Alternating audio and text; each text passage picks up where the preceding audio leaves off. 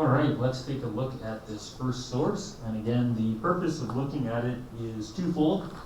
We're meant to learn a little bit more about slavery, which is part of the historic globalization unit that we're looking at and the case study of the United States of America. We're also looking at this to further develop our A1 skills. So I would say with any source, it's always good to try to look at it in its entirety first. So if it's a photo, look at the entire photograph. If it's a cartoon, look at everything that's there. Here, I would just read through it once. Slavery is our national sin, blinded by greed and justified through racism. We exploit our non-ethnic brothers and commit atrocities.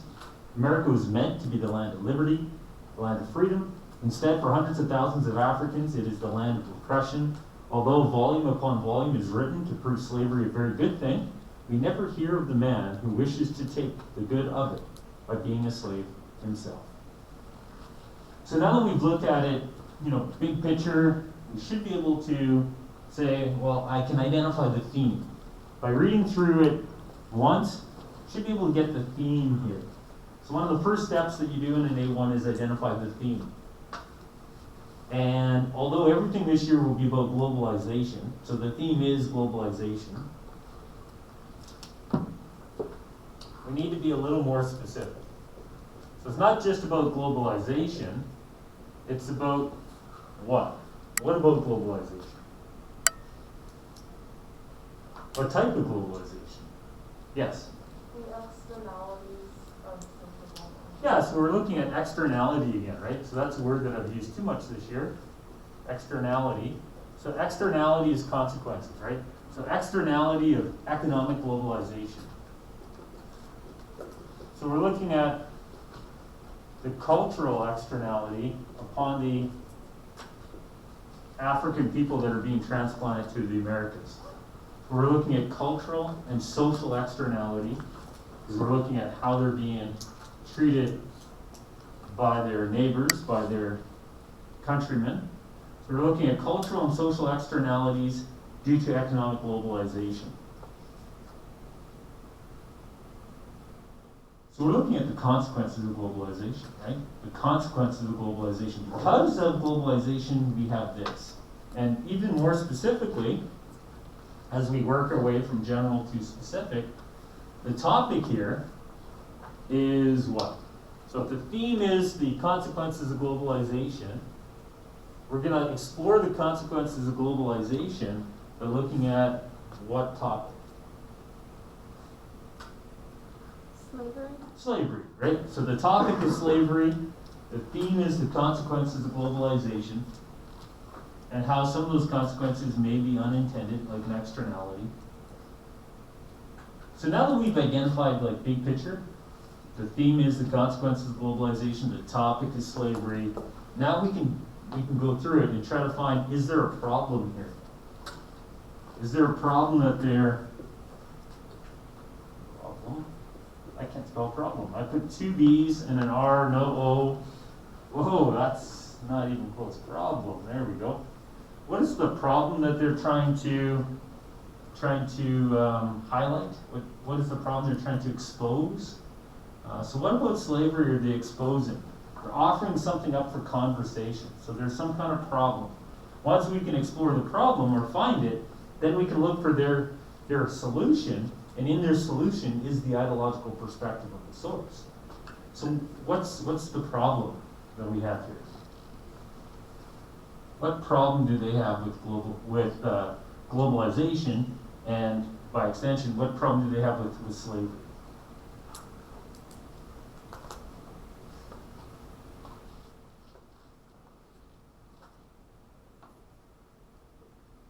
So now we can look at the language, right, and say, okay, is there any language that helps us out? Because the language are the clues. So is there any language here that helps us out? So slavery, the topic we're looking at, is our national sin. So in the word sin, we can see their problem. So slavery is our national sin. So what is the problem? Slavery is a sin.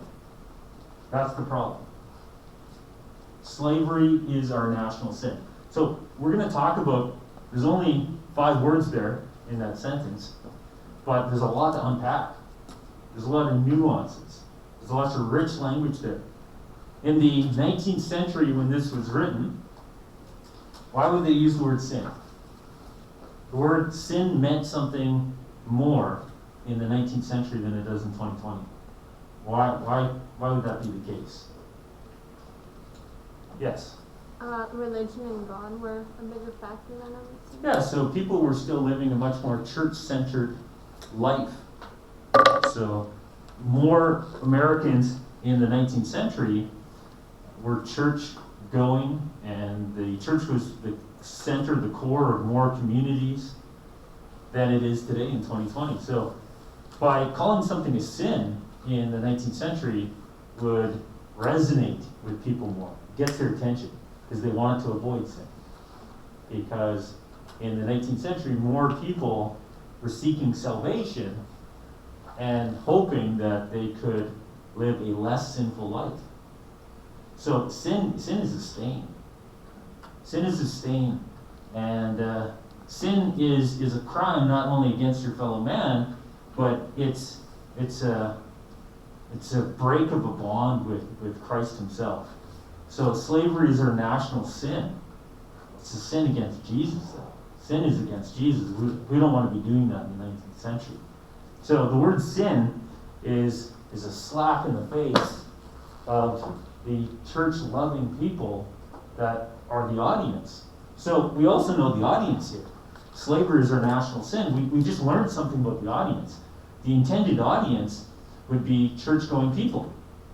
If the people you're talking to don't care whether they sin or not, you wouldn't use the word sin there, because it doesn't resonate with them. But the language in that first sentence resonates with their audience, because the intended result is this person wants them to reconsider sin, reconsider that slavery is sin. And if sin is bad, then slavery also is bad. So if they're trying to lump slavery and sin together, then if you're talking to an audience of people that are trying to live a sinless life, a sin-free life, then what is their goal for slavery? They want America to what?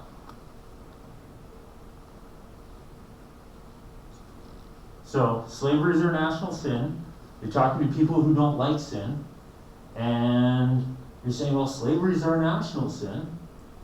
What do you want them to do with slavery? Have a big old slavery party to go and buy more slaves? Put an end to slavery. So slavery is, not was, is our national sin. So from that we can also get a time period. This is before slavery was outlawed with the 13th, 14th, and 15th Amendments in the U.S. So this is before the presidency under Lincoln frees the slaves. So this is sometime before, maybe during the first part of the Civil War, right? The events leading up to the Civil War, that the freedom of the slaves was a big part of the conflict between the North and the South. Slavery is our national sin. Now we have a time period. When is this? This is from the 19th century, before slaves are freed through the 13th, 14th, and 15th Amendments. They're using the word sin because they're speaking to a group of people that are trying to avoid sin, but a group of people who are practicing slavery. They're not talking to someone, hey, slavery is our national sin. They're like, dude, I know that. I don't own slaves. My family's never owned slaves. No, they're talking to people who own slaves, or people who support people who own slaves. Proponents of slavery. They're speaking to proponents of slavery, and they're saying, don't you understand? Slavery is our sin. You don't like sin, do you? Do you murder? Do you commit adultery? Do you have gods other than God? No, because those are sins. Well, slavery is our national sin. So another key word there is national. Slavery is our national sin. So it's not saying slavery is Joey's sin. Frickin' Joey over here enslaving people. Not Joey that did it. It's our national sin. By saying it's our national sin, whose problem is it? I know you have the answer. And I know you probably have the answer. But I need to make sure that they have the answer. So slavery is our national sin.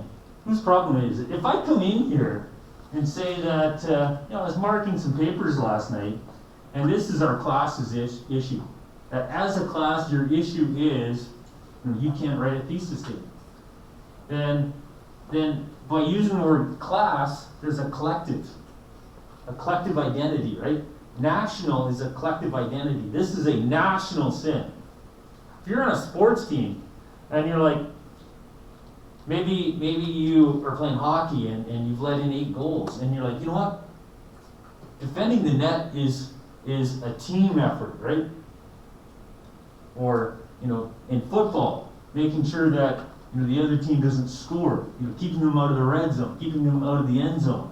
You're like, oh, you know what? That's not just on the cornerback. That's just not on one player. That's on the entire defense, keeping them out. It's on the offense too. You got to stay on the field. The best way to not allow the other team to score is not give them a football. So when you say slavery is our national sin, then what's the significance of the word national? Yes? Everyone? This is for everyone. So Joey might have slaves, but Brad might not. But we're saying, Brad, you know what? This is your sin too. This is all of our sin. Slavery is the sin of all Americans, whether you own them or not. Slavery is our collective sin, our national sin. We have blood on all of our hands. Because slavery is the bedrock of our country. That our country was built upon a paradox, a contradiction of freedom and enslavement. All the way back to Jamestown, the colony of the 17th century. That Jamestown was built on freedom, but also built on slavery. So by saying it's our national sin, it's saying, you know what, we all need to be part of the solution. It's a call to arms. Slavery is our national sin, is a call to arms to all of those trying to avoid sin. So yesterday we saw a photograph of whipping Peter, the man that was freed from Baton Rouge, that escaped and ran to the Union forces, and his back was all marked because of the whippings that he had suffered. Somebody's meant to look at that and say, you know what, I didn't do the whipping, but indirectly I did. Indirectly, I'm responsible for what has happened to this man. So then I need to be part of the solution. Even though I've never owned slaves, I have cotton clothing that is made from cotton that has been picked by slaves. So as a consequence of my lifestyle choices, as a consequence of my economic consumer choices, I have slaves working for me. Even if they don't work for me directly, they work for me indirectly. So slavery is our national sin. That word national, I wrote this. I took a little bit of time thinking, okay, what word should go here?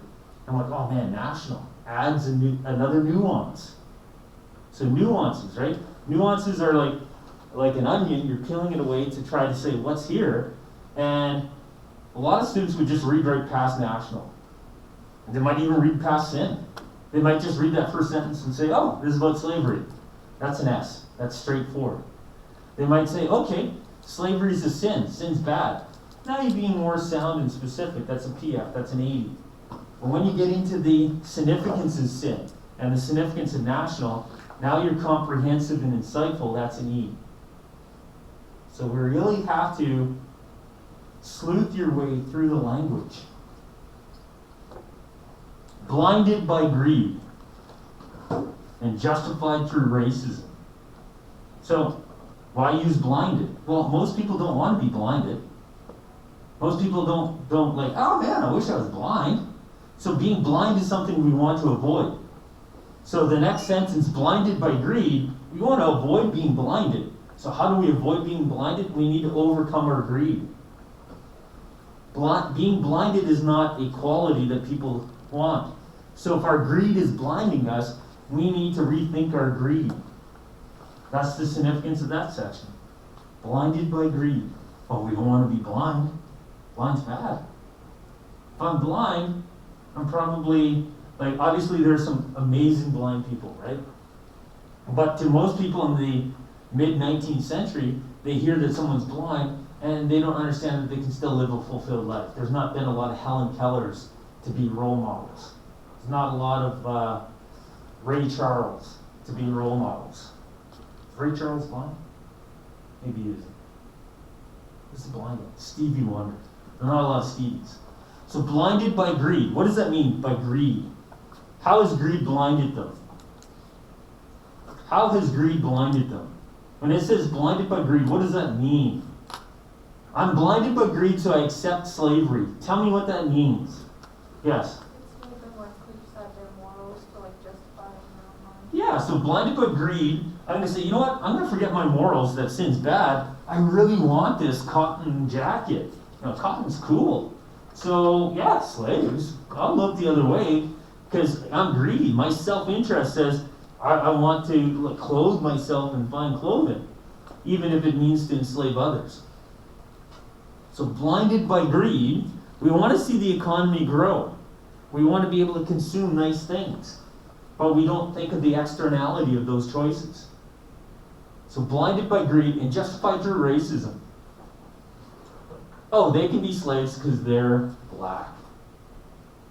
That's the justified through racism part. Oh, it's okay. They're not European. They're not white. They're not Christian. We can do this to them. That because they're black. Remember the video we watched yesterday, right at the beginning? That the lady suggested that the problem that she had most with slavery was that many people of European descent thought that it was justifiable because the Africans were black. Because they're black, they were enslavable. So when it says justified through racism, that's that acknowledgement of the very, very limiting argument that, oh, you know what, it's okay, they're black. They can be slaves. So when it says justified through racism, that's like saying, you know what, it's not justified. Because they're black doesn't give you an excuse to enslave them.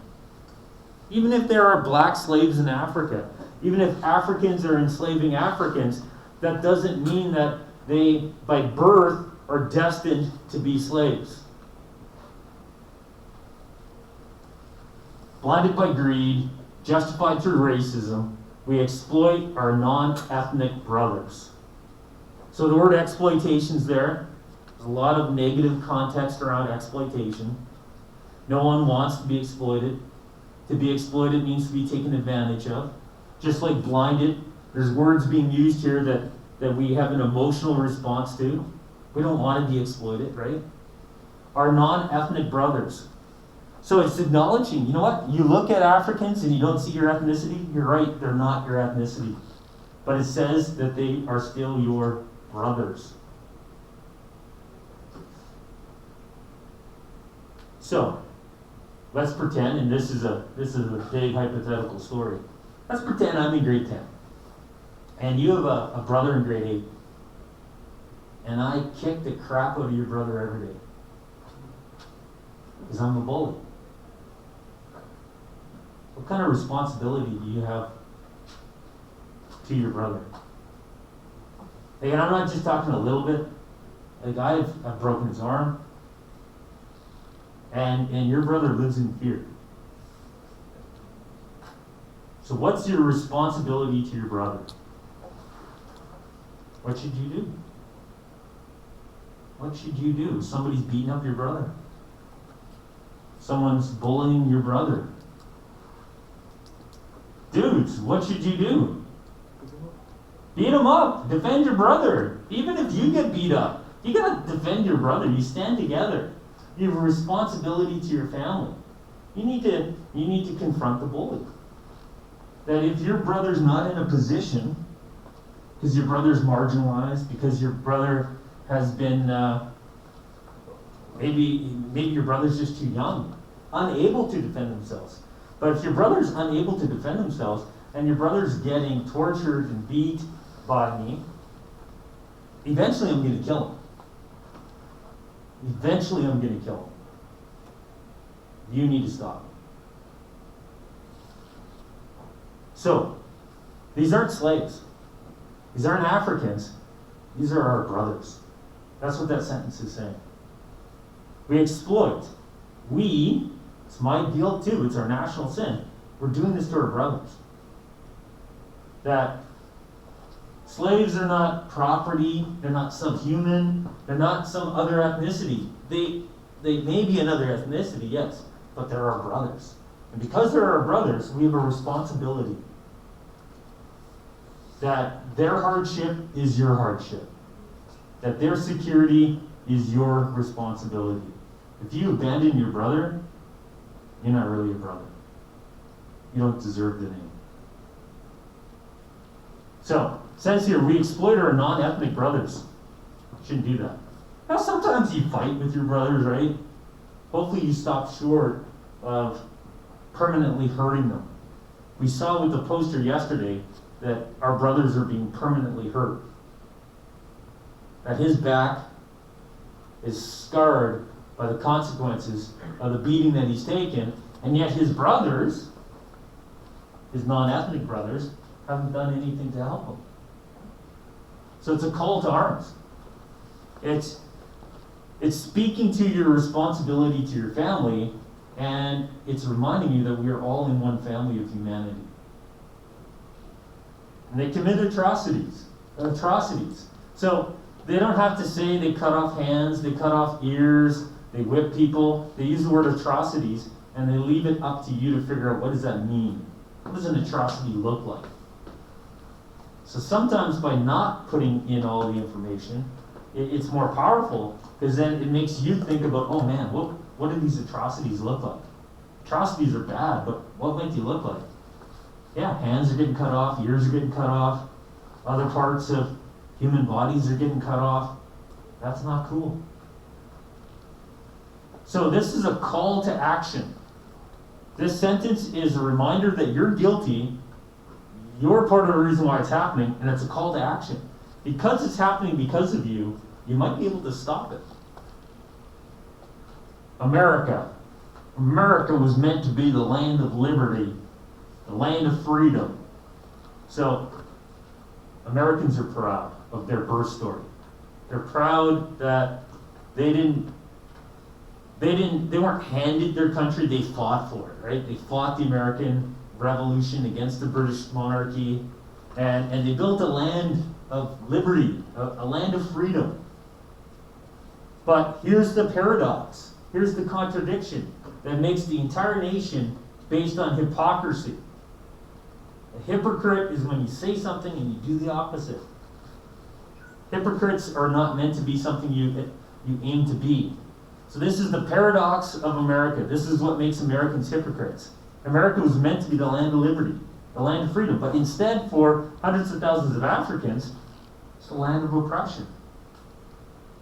So they tried to speak to you at an individual level. Now they're speaking to America at a national level and saying, wait a minute. In America we have slaves? Okay, I get it if they have slaves in Russia, or in China, or in a place that is less liberal or less progressive, but America is based on liberty, on freedom. How can, in a nation founded on freedom, how can we have an economic foundation of slavery? This is unthinkable. This is a disconnect, right? That word disconnect. That you're saying one thing and you're doing something else. It's a disconnect, right? A disconnect. Things don't match up here. So there's a disconnect in your proclaimed ideology, we are the land of liberty, and what you're actually doing, which is oppressing. Although volume upon volume is written to prove slavery a very good thing. What are they doing there? What was I doing there when I wrote that? Volume upon volume is written to prove slavery a very good thing. It's a tip of the hat acknowledging what? That some people have defended slavery. Saying, you know what? I get it. Lots of stuff has been written saying slavery is a good thing. So this last sentence is meant to, the purpose of the sentence is meant to discredit the pro-slavery voice. Because they know that, because this was meant to be written at the time of the debate around slavery, they know that it's a divisive conversation, that society's divided, that there are people opposed to the ideology that is the ideological perspective of this source, that there are people that look at it and say, oh, I don't think so. So this is acknowledgement saying, you know, I get it, that there's people that would line up in favor of slavery.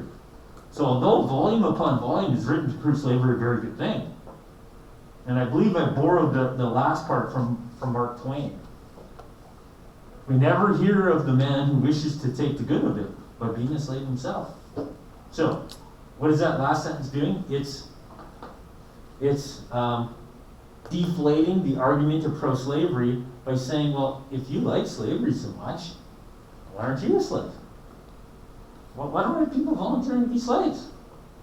Oh, because the life that you'd have as a slave is less than the life you have now as a freed man. I get it. So slavery's not that great. If you think slavery is so great, why don't you be my slave? Let's see how that works out for you. So that last sentence is meant to deflate the argument against the ideological perspective being promoted here. That last sentence, the purpose of that sentence. So as you write a paragraph on this, you'd have a sentence like, the purpose of the final sentence is to deflate the argument opposed to the ideological perspective being promoted here. The purpose of the final sentence is to show the fallacy, right? This idea, this failed argument that people say, oh, slavery is a great thing, but at the same time, they don't want to be slaves. So, we've seen an ideological perspective. We've seen a problem. The solution's clear. They want an end to slavery. But to get to an 80, to get to 100, there's so much more. So the three of you that took notes, I think you're going to do well on this. If this is one of the three sources you have on your actual exam, think about all the things we can do with it. Can you remember them now? Will you remember them in 3 weeks when we have that midterm? So don't forget to take some notes. Good news, we recorded the video and you can always go back and rewatch it. But lots of cool words were said, like disconnect. In your notes, do you have the word disconnect down right now? So, we are nearly done training you to do A1. Soon you're going to be doing an A1 set on your own. We have another source that I'm going to get you to do while we upload this video. And the source is source 2. And it's going to be a little longer.